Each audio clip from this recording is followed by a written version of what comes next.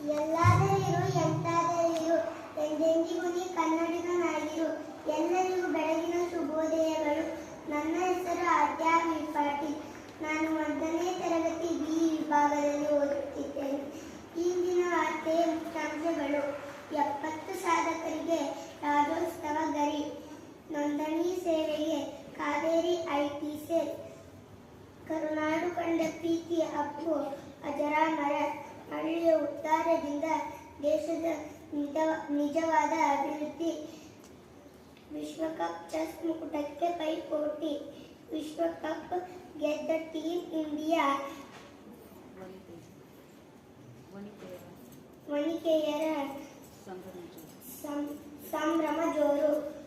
ಇಂದಿನ ಸುಭಾಷಿತ: ದ್ವೇಷಕ್ಕೆ ಹಲವು ಮುಖ, ಪ್ರೀತಿಗೆ ಒಂದೇ ಮುಖ. ಧನ್ಯವಾದಗಳು.